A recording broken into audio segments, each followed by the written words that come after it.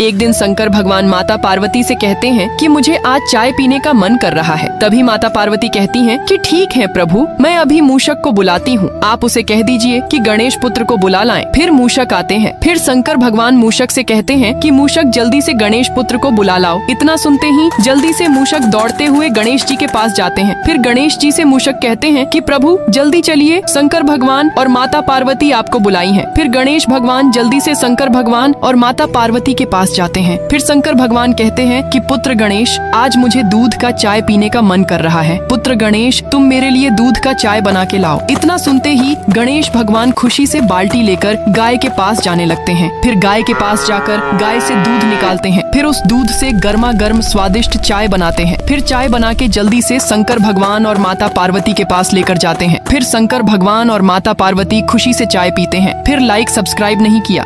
गर्मी की वजह से सारे तोते मर रहे होते हैं। ये बड़ा तोता और उसका बच्चा सबको बचाने की सोचते हैं। पहले वो पानी का तालाब खोदते हैं। सब तोता पानी पीकर अपनी प्यास बुझाते हैं। फिर बड़ा तोता दूर से बर्फ लेकर आता है तो ये छोटा तोता भी खूब मेहनत करता है। दोनों मिलकर बर्फ का ठंडा घर बनाते हैं। फिर सब तोता के ठंडे और पुरस्कून घर बनकर तैयार हो जाते हैं। सब बहुत खुश होते हैं, लेकिन ये छोटा तोता रोता है कि किसी ने लाइक सब्सक्राइब नहीं किया। हेलो माँ। हाँ बोलो बेटा गणेशा। माँ, सर्दियाँ आ रही हैं। धरती से आपके लिए और पिताजी के लिए गर्म कपड़े ले आऊँ क्या?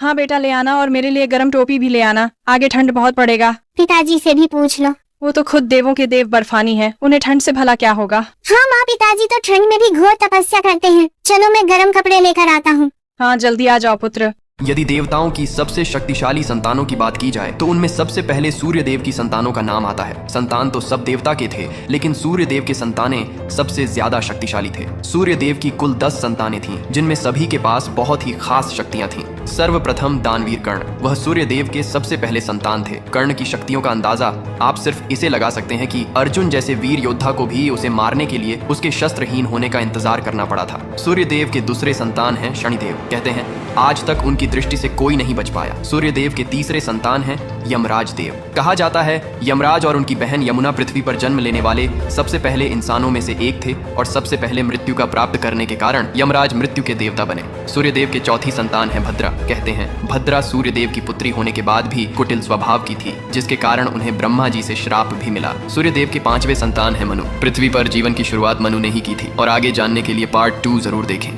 भोले बाबा ने गणेश जी और यह कंकाल को फुटबॉल खेलने दिया और बोले है जो जीतेगा उसे यह लड्डू का थाली मिलेगा। गणेश जी और कंकाल दोनों बहुत ही जोर शोर से फुटबॉल खेले, लेकिन फाइनली गणेश जी का जीत हुआ। सारा लड्डू गणेश जी जीत लिए, लेकिन यह कंकाल को भी लड्डू खाने को दिया गणेश जी। लास्ट में गणेश जी रोने लगे क्योंकि आपने लाइक सब्सक्राइब नहीं किया।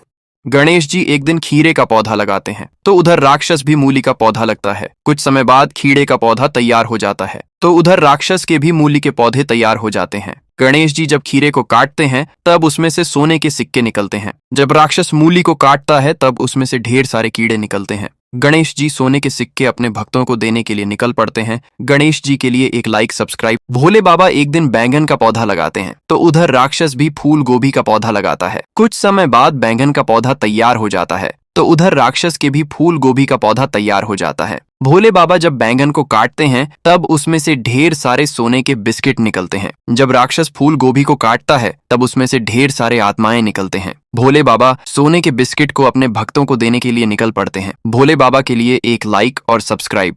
जब चुड़ैल का बेटा इंसानी बच्चे को धकेल देता है, बेचारा ऊपर से नीचे गिरता ही तो इंसानी बच्चे का नीचे गिरकर खून बहने लगता है। चुड़ैल का बेटा यह देख बहुत खुश होता है। चुड़ैल रोने की आवाज सुनकर गुफा से बाहर आती है और इंसानी बच्चे की हालत देखकर बहुत दुखी होती है। लेकिन चुड़ैल का बेटा अपने आप को बचाने के लिए वहाँ आता है और अपनी माँ से पूछने लगता है कि इसके बदन में चोट कैसे आई। लेकिन तभी इंसानी बच्चा चुड़ैल के बेटे की तरफ इशारा करके चुड़ैल को बता देता है कि इसी ने मुझे ऊपर से धक्का दिया था। उसके बाद चुड़ैल अपने बेटे को घुमा घुमा कर तालाब के उस पार फेंक देती है।